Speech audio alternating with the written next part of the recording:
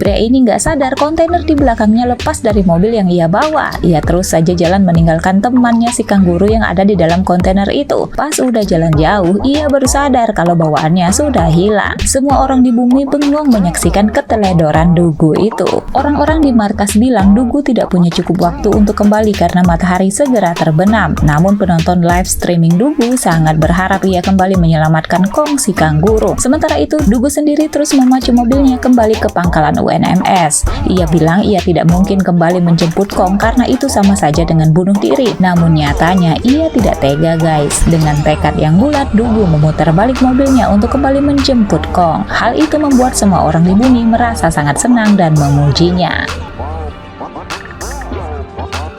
8 hari menuju matahari terbenam di bulan, Dugu sampai di tempat Kong. Kong bahagia dan langsung memeluk Dugu sambil menjilati helmnya. Sementara orang-orang di markas bilang tidak mungkin Dugu sampai di pangkalan tepat waktu. Maka Komandan Singh minta anak buahnya untuk melepas robot anjing di bulan untuk memberikan baterai cadangan pada Dugu. Berhari-hari Dugu tidak tidur agar bisa terus menyetir. Markas juga mencari koordinatnya agar bisa menemukan Dugu. Namun matahari tetap pada takdirnya. Pelan-pelan kegelapan yang panjang akan menutupi bulan. Dari tenaga matahari, mobil beralih menggunakan tenaga baterai yang akan bertahan selama 5 jam. Sementara itu, robot anjing mulai berlari mendekati mobil Dugu. Baterai mobil Dugu mulai lemah diiringi dengan suhu yang semakin dingin. Saking dinginnya, jendela aja ikut membeku guys. Pelan-pelan mobil pun berhenti di 55 km lagi sampai di tujuan. Sementara si robot tinggal 5 km lagi ke tempat Dugu berada. Tapi terhalang dengan jurang sejauh 1 km.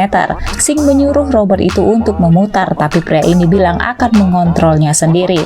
Dengan sangat meyakinkan ia akan melompat, namun iya, memang tidak sesuai ekspektasi penonton. Ngeselin memang. Dugu dan Kong pun duduk di luar sambil melihat bintang. Sempet-sempetnya Dugu membayangkan Singh sambil melihat-lihat fotonya. Ia pun iseng mempermainkan Kong dengan pantulan cermin di mobil.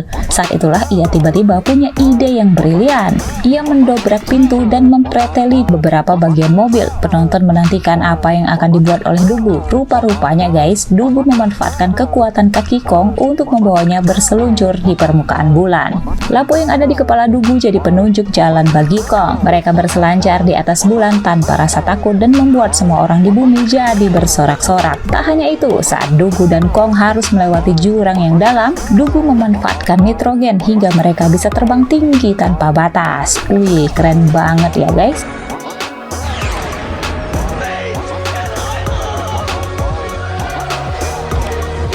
Keberanian Dugu dan Kong membuat mereka jadi idola di bumi sebagai simbol pantang menyerah.